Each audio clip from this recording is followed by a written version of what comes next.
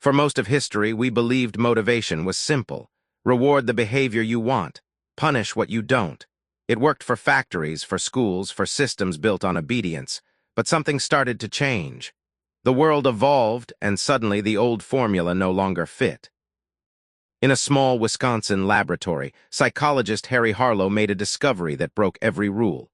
He watched monkeys solve puzzles not for food, not for praise, but for the pure joy of solving them. It was the first clue that something deeper drives us, something beyond reward and punishment. Years later, Edward Desai would prove it again. When people are paid to do what they already love, their motivation often drops. The science was clear. We are not just creatures of carrots and sticks. Daniel H. Pink takes these findings and rewrites the story of human drive. He shows that the secret to high performance and satisfaction isn't found in control, but in freedom. Not in incentives, but in purpose. We are wired to seek three things: autonomy, the desire to direct our own lives; mastery, the urge to get better at something that matters; and purpose, the yearning to serve something greater than ourselves. When we align our work, learning, and life with these inner drives, something changes. We move from compliance to creativity, from pressure to passion, from doing what we must to doing what we love. This is daily audiobook wisdom, and this is Drive, the surprising truth about what motivates us by Daniel H. Pink. A journey into the science of what truly moves us and how to awaken the drive that lasts a lifetime. Chapter 1. The Rise and Fall of Motivation 2. For centuries, humans believed motivation worked like machinery. Push the right button, pull the right lever, and people would move. The industrial age turned this idea into an operating system for life and work. Pink calls it Motivation 2, a world powered by rewards and punishments, the carrot and the stick. It began with Frederick Winslow Taylor, the father of scientific management. He saw workers as cogs in a grand machine, parts to be optimized, measured, and controlled. Do the right thing, get rewarded. Make a mistake, get punished. It was efficient, mechanical, predictable. For factories and assembly lines, it worked beautifully. For human beings, not so much.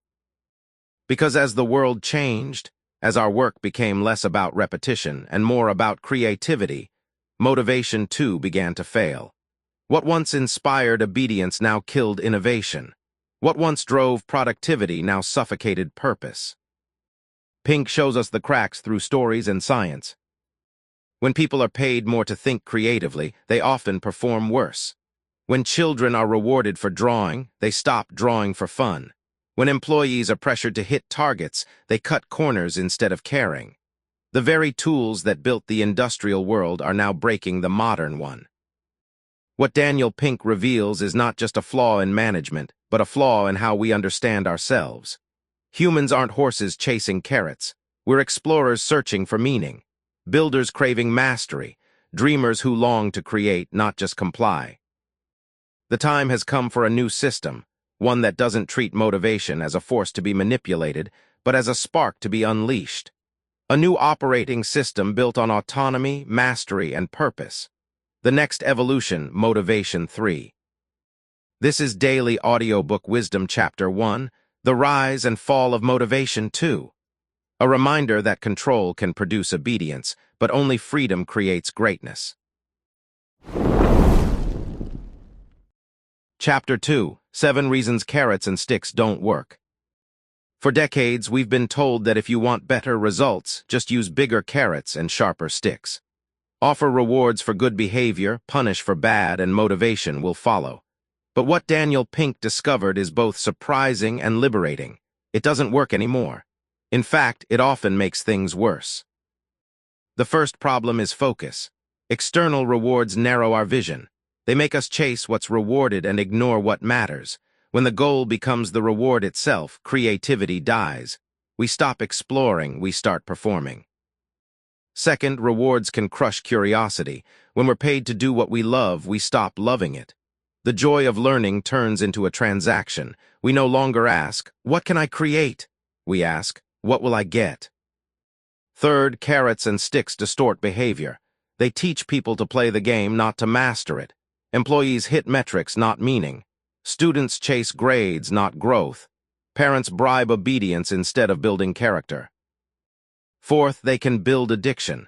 Once you start rewarding behavior, people expect it every time. The motivation fades unless the prize gets bigger. Like a drug, it gives a short burst of effort and then emptiness. Fifth, they destroy risk-taking. People stop experimenting because failure means no reward. Innovation needs courage, and carrots kill courage. Sixth, they erode trust. When people feel controlled, they pull away. They do what they must, nothing more. Real engagement can't be bought, it's built through purpose. And seventh, perhaps most important, external rewards replace meaning with manipulation. They make people feel used, not valued. What was once a passion becomes a paycheck. Daniel Pink calls this the paradox of rewards.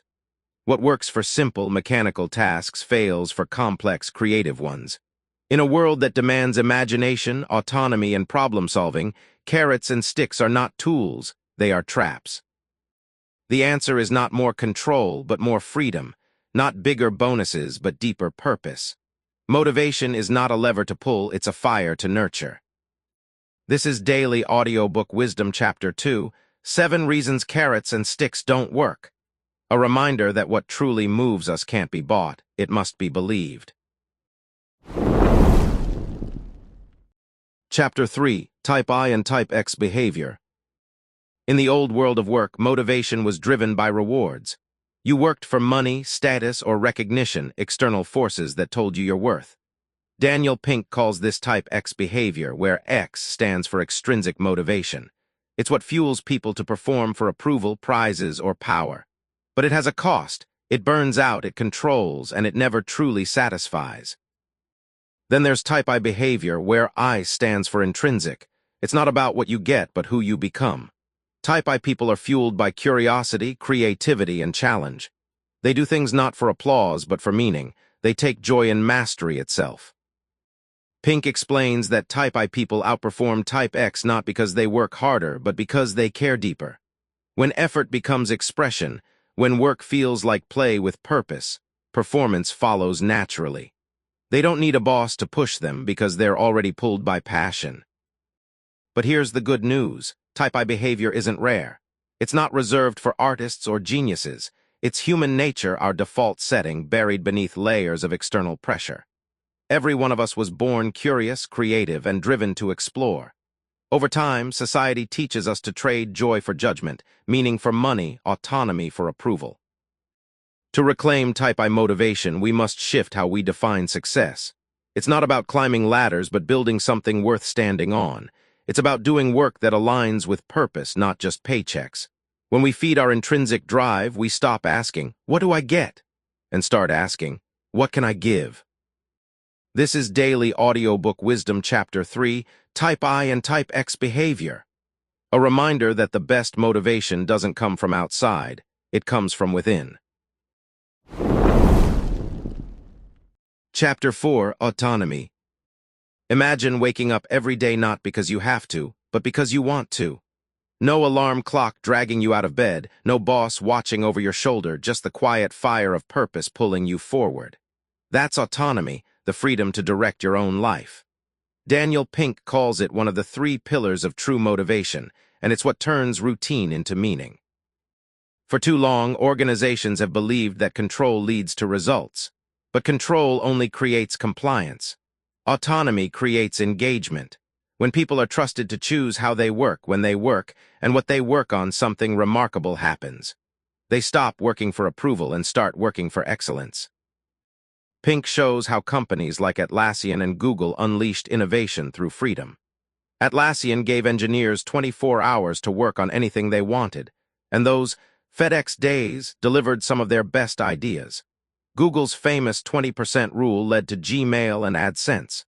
When people have ownership, creativity thrives.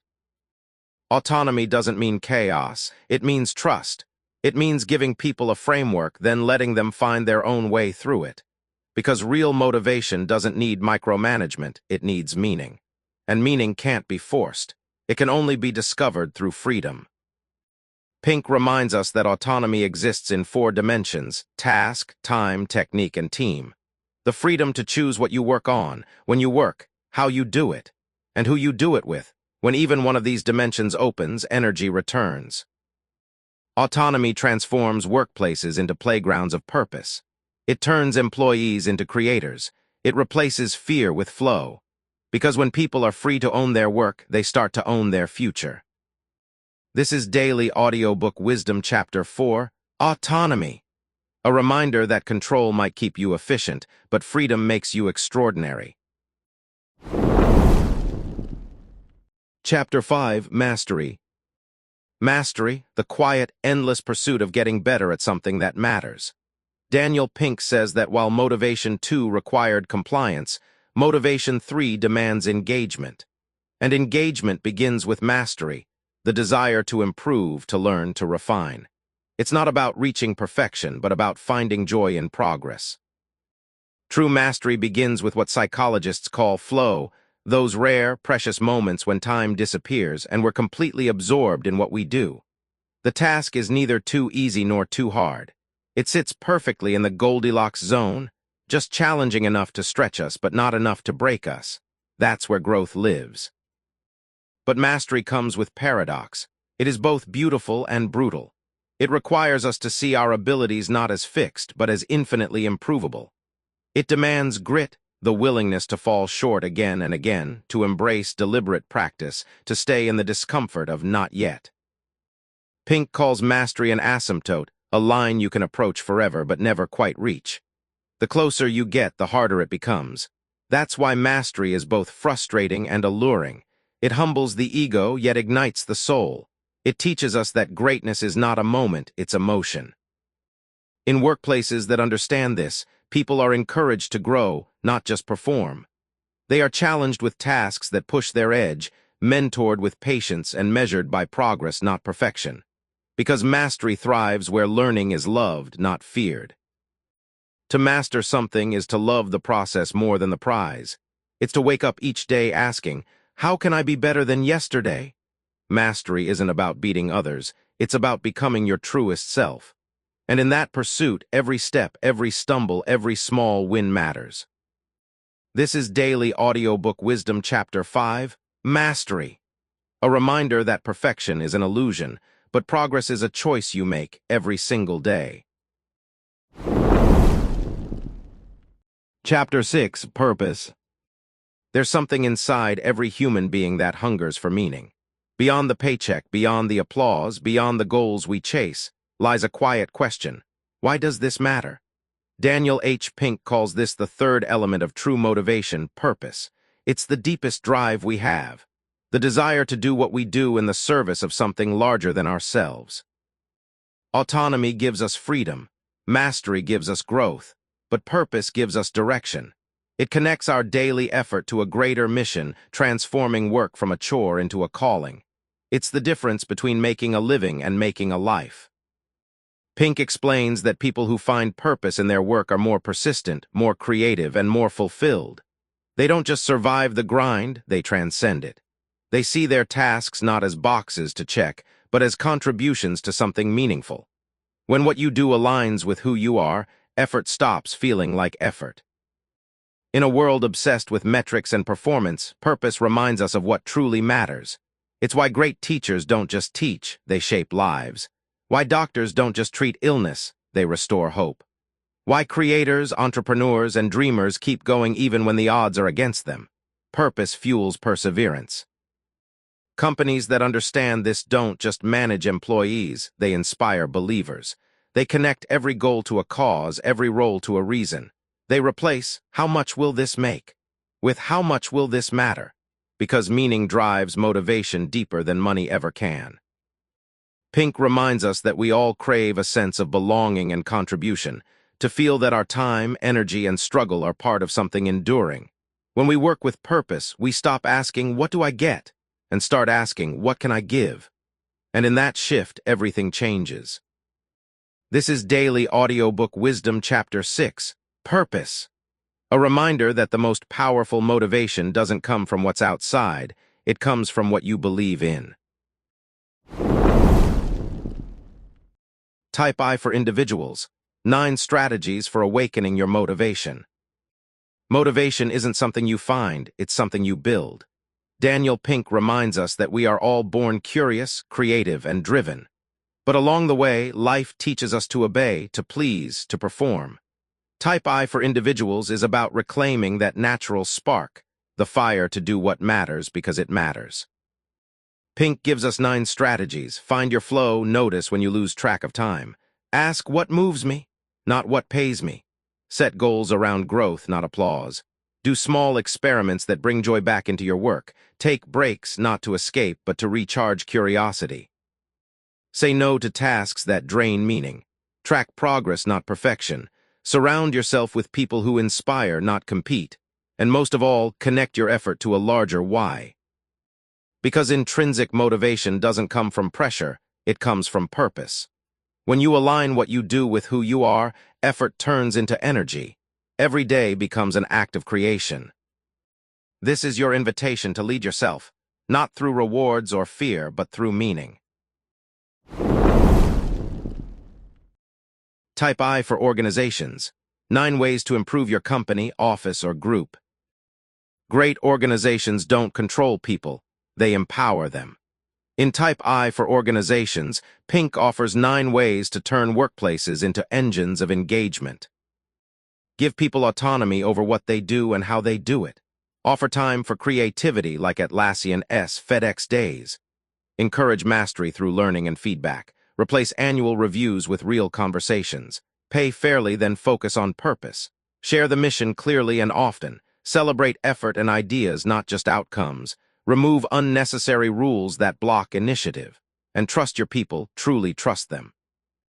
Because when you treat adults like adults, they respond like innovators. Work stops being a transaction and becomes a contribution. Companies that nurture Type I motivation don't just make profits, they make progress. Leadership isn't about power.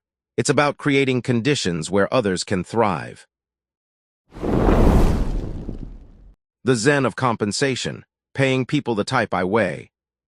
Money matters, but only up to a point. Daniel Pink's Zen of compensation teaches a simple truth: pay people enough to take money off the table. After that, let meaning take over. When people feel underpaid, they think about money all the time. When they're paid fairly, they stop thinking about it and start focusing on their craft. So the goal isn't to motivate with money, it's to remove money as a distraction. Pay transparently, pay fairly, then shift the focus to autonomy, mastery, and purpose. Bonuses fade, but belief lasts. Incentives come and go, but inspiration compounds. True compensation isn't measured in currency, it's measured in contribution. Type I for parents and educators. 9 ideas for helping our kids. Children are born with natural curiosity, and the worst thing we can do is train it out of them. In Type I for parents and educators, Daniel Pink offers 9 ways to help kids stay motivated from within. Offer choices, not commands. Let them explore their interests even when messy. Praise effort, not intelligence. Encourage them to ask questions, not just answer yours. Replace rewards with curiosity. Allow room for failure, that's how mastery grows. Connect learning to real-world meaning. Let them teach others, that's how passion deepens. And most importantly, show them that learning is not a task, it's a joy. Because our job as parents and teachers isn't to push, it's to protect their spark. When kids learn for the love of learning, they become lifelong learners, unstoppable and free. You don't raise compliance, you nurture curiosity, and that changes everything. Epilogue: The future of motivation. We've come a long way from the factories of the past to the creative frontiers of today. For more than a century, we've believed that motivation was about reward and punishment, carrots and sticks, bonuses and threats. But the world has changed, and so have we. Daniel Pink's message is simple but profound. Humans are not machines to be managed. We are minds to be inspired. What drives us isn't greed or fear, but the quiet power of autonomy, mastery, and purpose. These aren't luxuries for the lucky few, they are the natural fuels of progress. When people are free to choose how they work, they create. When they chase mastery, they grow. And when they find purpose, they endure. This is what turns ordinary effort into excellence. Pink reminds us that this new world of motivation, what he calls Motivation 3, is already here. You see it in open-source communities built on collaboration, not competition, in teachers who spark curiosity instead of fear, in companies that measure meaning before money. The evidence is everywhere. We are wired to do good work for good reasons. So the question isn't whether you're motivated, it's what motivates you. Is it approval or authenticity? Is it control or contribution? The future belongs to those who choose purpose over pressure, those who work not to survive but to serve. This is daily audiobook wisdom, the closing chapter of Drive, the surprising truth about what motivates us. A timeless reminder that the best work you'll ever do won't come from what you're paid to do, but from what you're meant to do.